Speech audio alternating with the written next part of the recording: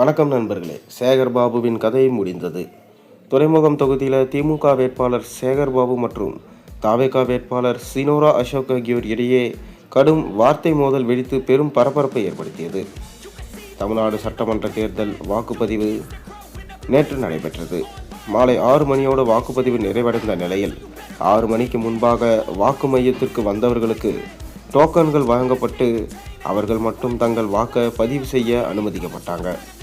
இந்த சூழலில் சென்னை துறைமுகம் தொகுதி வேட்பாளரும் திமுக அமைச்சருமான சேகர்பாபு அவர் தொகுதியில் உள்ள ஒரு பூத்திற்கு சென்றார்.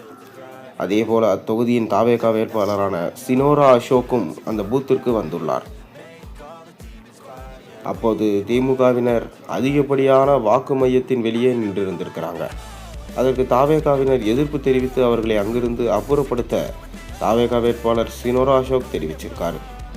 பின்னர் தவேகாவினரும் அதிகப்படியான அந்த இடத்துல குவிய தொடங்கியிருக்காங்க. இதனால் இரு தரப்புக்கும் இடையே மோதல் வெடித்தது. குறிப்பாக திமுக வேட்பாளர் சேகர்பாபுவுக்கும் தவேகா வேட்பாளர் சினோரா அசோக்குக்கும் இடையே கடும் வாக்குவாதம் ஏற்பட்டு மோதல் ஏற்படும் சூழல் ஏற்பட்டது.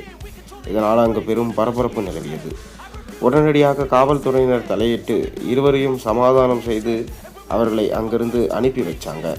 மேலும் சேகர்பாபு சினோரா அசோக்கை மிரட்டியதாகவும், உன்னை இங்கேயே கொன்று விடுவேன், நீ எப்படி இந்த இடத்திலிருந்து போகிறாய் என பார்ப்போம் என சொன்னதாக தகவல்கள் வெளியாகியிருக்கு. அது மட்டும் இல்லாமல் திமுக அமைச்சர் இப்படி எதில் இருக்கும் வேட்பாளரை மிரட்டுவது சாதாரணமான விஷயம் அல்ல. அது மிகவும் ஜனநாயகத்திற்கு எதிரான விஷயம். அனைவருக்கும் இந்த ஜனநாயக நாட்டில் உரிமை உள்ளது, அனைத்து இடத்திலும் செல்வதற்கு.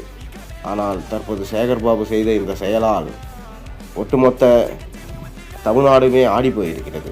மேலும் ஸ்டாலின் அவர்களே சேகர்பாபுவை கண்டித்திருக்கிறார் என்றால் சாதாரண விஷயமா? இவ்வாறு செய்தது தவறு என சேகர்பாபுவை இந்திய தேர்தல் ஆணையம் கைது செய்யவும் அதிக வாய்ப்பிருப்பதாகவும், மேலும் அந்த தொகுதியில் எலெக்ஷனை கேன்சல் செய்ய தற்போது உத்தரவிடவும் அதிக வாய்ப்பிருப்பதாகவும் தகவல்கள் வெளியாகியிருக்கு.